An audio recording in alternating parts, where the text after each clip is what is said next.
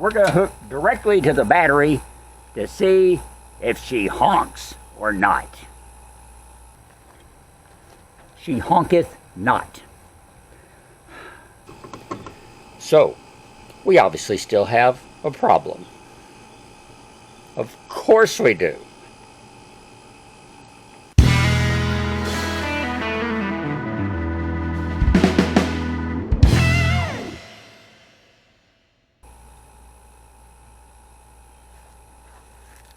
Welcome back, my nomies, to the MT and me. It is hot out here, and I do mean hot. According to all my weather apps, it is about 100 to 101, depending on which one you believe. That's the real temperature. Feels more like 111 to 115 in the shade, which I'm not really quite in. So I don't even want to guess. My point is, I'm not going to be out here very long today. Here's my idea. I'm still working on the horn on Pearl because it still bothers me that it doesn't work. So today we're going to see about getting the horn out of Pearl. Okay, we're going to get it completely removed, unplugged, taken out, and then we're going to put it directly to the battery to see if it makes any noise. If it does, I'll give it a good cleaning, and we'll come back on a cooler day and try to figure out what's wrong with the wiring. If it doesn't make any noise, then I'm still going to give it a good cleaning and actually take it apart maybe to see what's wrong with it, to see if it can be repaired. And if not, we'll just have to replace the horn. But we got to get it out of there either way and see if it works. Okay, so I've been here looking at it, and it appears that there's like one bolt right here that's holding it on there. So it shouldn't be much of a problem to get it off. So we're going to get under here, pull the two wiring connections, get this bolt out, and see if we can't pull that noisemaker out of Pearl. And then, oh, here they are. I have handy dandy jumper cables. We're going to hook directly to the battery to see if she honks or not.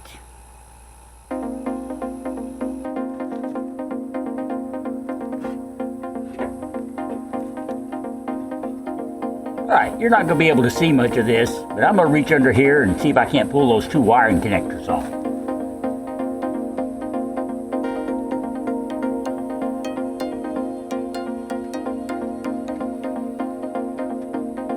Alright, let's see if we can get that horn off.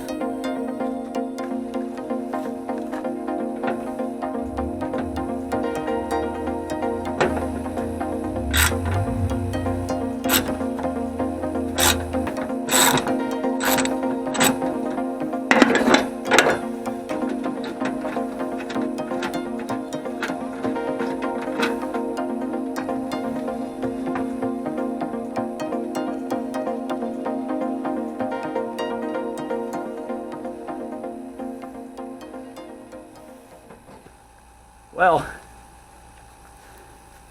there's a little bit of stuff in it right here. I don't see much on the inside of the horn part of the horn. It rattles. That's usually not a good sign. So anyway, let's do our two connections to the battery, see if it makes any noise.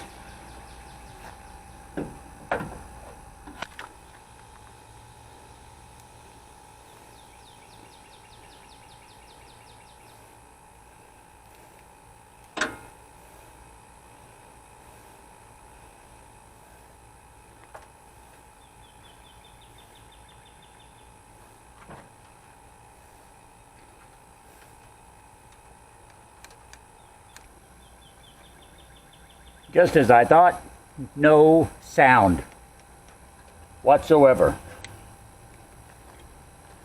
She honketh not. So, that's all we're going to do out here in the heat. We're going to move into a cooler spot and investigate this further.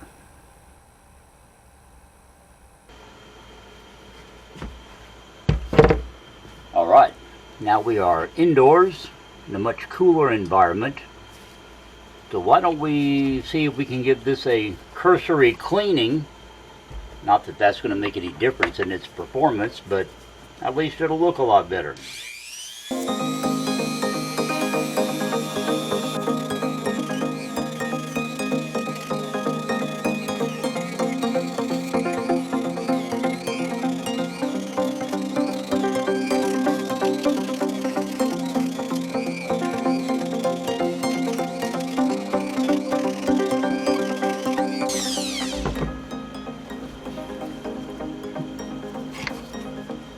Well, it doesn't look new, but it does look better. And they got those contacts all cleaned up. Before we go any further, we could stick a meter across it and see what kind of reading we get.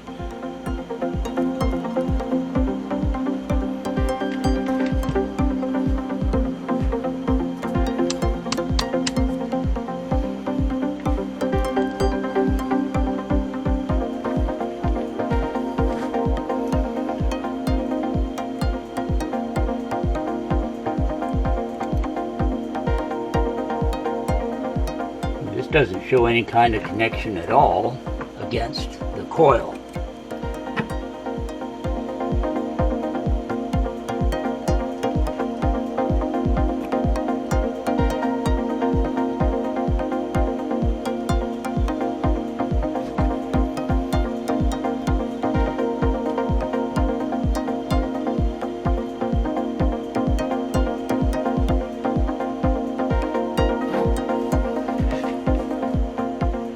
I'm getting some confusing readings, but here's the thing, I really don't know what it should read.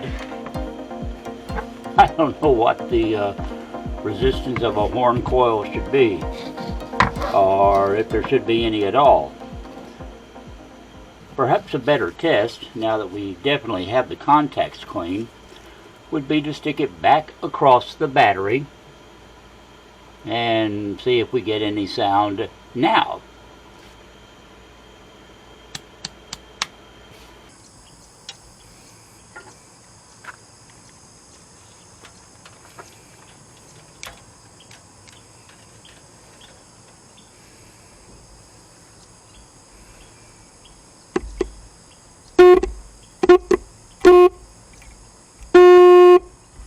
Oh look, we have sound!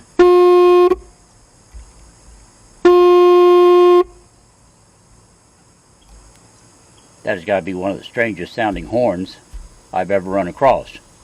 But the point is, it's working!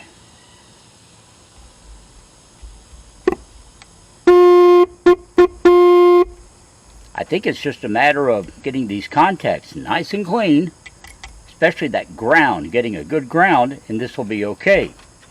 So let's go back and do a little more thorough cleaning and see if we can't get Pearl's horn to make noise a little more consistently. Yay!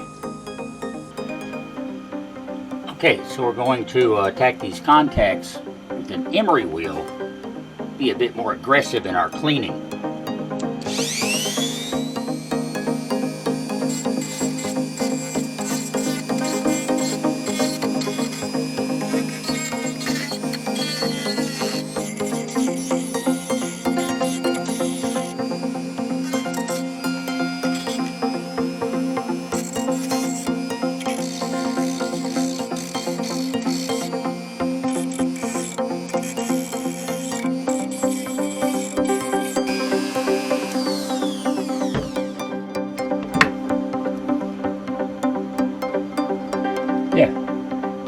Nice shiny contacts.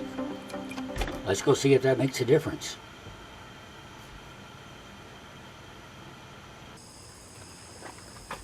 Okay, now we have good contacts. Let's see if this makes a difference.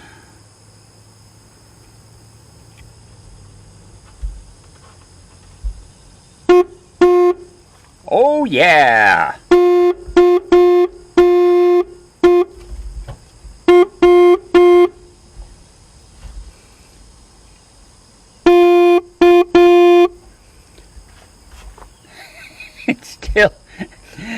For some reason, I was expecting a more robust sound. But I'll take what I can get. So it came down to just cleaning the contacts. But the thing is, now we know that the horn works.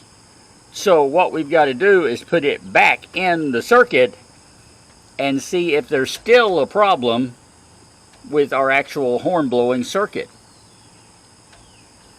So, hey, progress. I'm happy.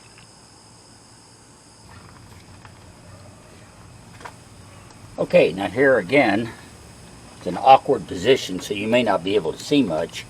I am just going to try to plug the horn back in without mounting it and see if we can't test it out that way.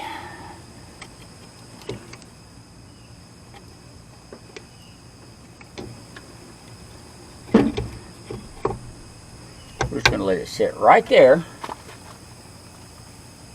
And we'll go inside, push the button, see if we have a horn.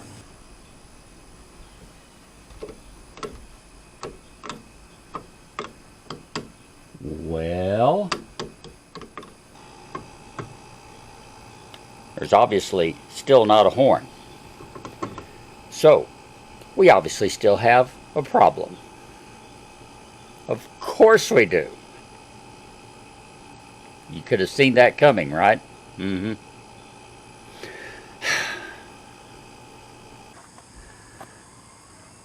Okay, so the horn works. Let's confirm that one more time, because I tend to be, you know, a little... Oops.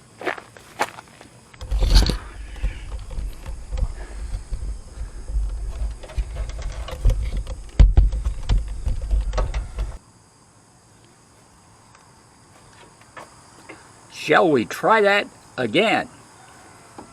Take two. So the horn works, but the button doesn't.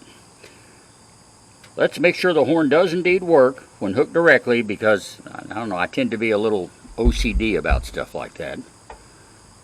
I know it worked a while ago. Is it going to work again? Yep, that's a good horn. All right. So Pearl's voice is right here in my hand.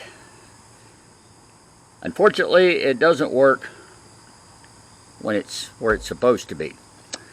So that means some more checking, some more wiring, checking, and we'll run through that whole diagnostic again. Maybe I missed something the first time. That's always a very real possibility.